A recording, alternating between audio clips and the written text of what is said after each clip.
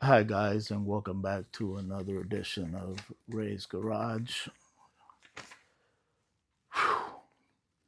It's been a long, tough day today. I wanted to talk to you guys about a couple things that don't mix with motorcycles. A couple weeks ago, I did a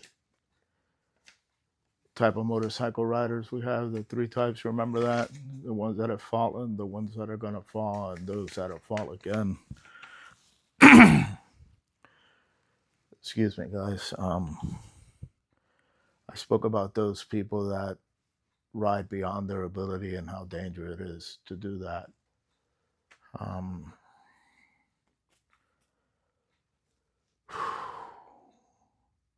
just came back from a funeral. Good friend of ours, Jeff, died in a motorcycle accident 2 days ago. I found out today, just in time for the funeral. I guess I could be grateful that I was able to do that and be with friends and family. Grew up with him, met him in, I think it was 1975 or 76. That's when my sister bought a brand new Dodge Dart in 76, and that's when we moved from Hialeah. And that's when I met Jeff. He was crazy. That kid was jumping ramps and riding dirt bikes, and very avid rider, way better than me. Guys, I want to talk to you about something that does never mix with alcohol. I did a little research today so that my facts can be straight and I can give you true real-time statistics, although they're a little old. They're from 2022. Alcohol, driving under the influence with motorcycles, does not mix. When you're riding a motorcycle, it demands 100% of your attention and concentration constantly. When you drive a car and you change the radio station and you look away from traffic, you look back up, we've all heard it. At 60 miles an hour, you could travel the length of a football field in 1 second. Doesn't change with a motorcycle. The exception is mistakes can cost you your life. You can't overcorrect or undercorrect on a motorcycle and not expect to have consequences, whether it's road hazards, something that you hit on the street that you weren't paying attention and looking in front of you constantly. When I ride, it's not tiring because of the physical activity. It's more the visual and the brain that I'm constantly scanning my mirrors, looking behind me, looking beside me, looking ahead of me, looking at two or three cars ahead of the vehicle in front of me, looking in the road because you don't anything, a pothole, an open manhole, anything can be devastating when you're riding a bike. When you add alcohol and you slow your reaction, our friend was 0.08. That's what his blood alcohol level was, and that's practically the where they determine that you're drunk. So they say they were all bar hopping in motorcycles, bar hopping at all, but on a motorcycle, bad idea. Bad idea. I see it at Cafe 27, people drinking two, three beers. I don't like drinking one beer when I know I'm going to ride. There's a time for that. There's a time when it's not a time for that. So we all said goodbye to Jeff this evening.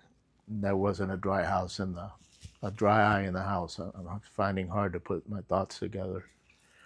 But I did some research in the New England Journal of Medicine about alcohol and how it affects your body.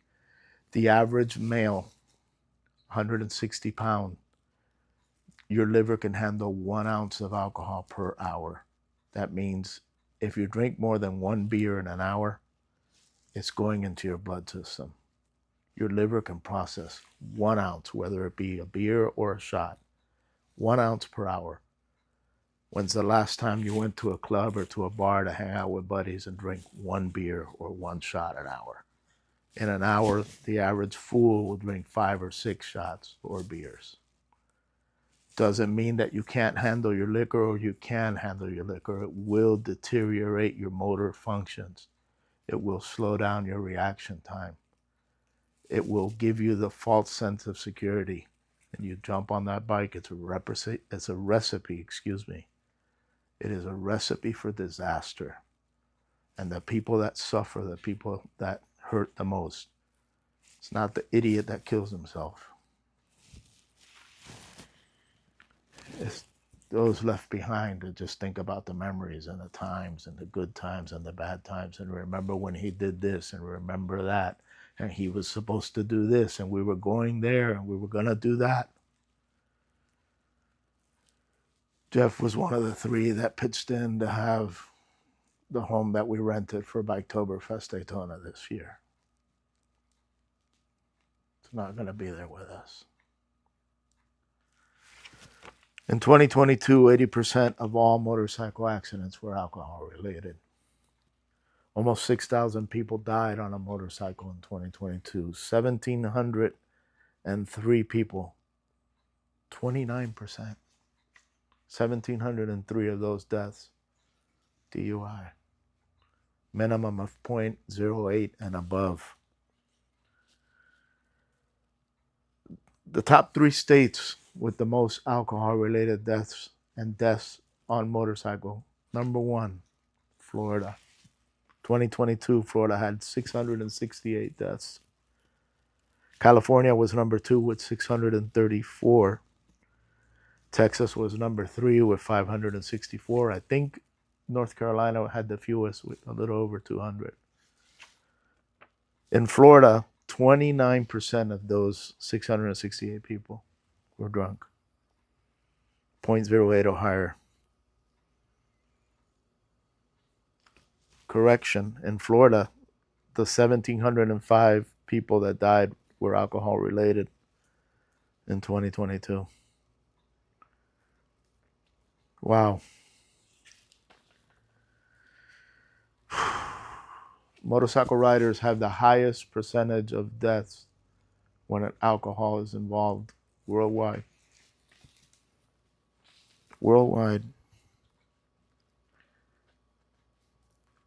80% of all people involved in a motorcycle accident. 80% of all people involved in a motorcycle accident die. 80%. Of that 80%, 51% were DUI. Those are some stats for you to think of. Next time you're riding and you decide you're going to have a couple of beers. A couple of beers are enough to make you lull your way past something in the road that sends you off that bike at whatever speed you're going. Doesn't take much. Doesn't take much. So guys, I don't want to report or do another video like this ever again in my life.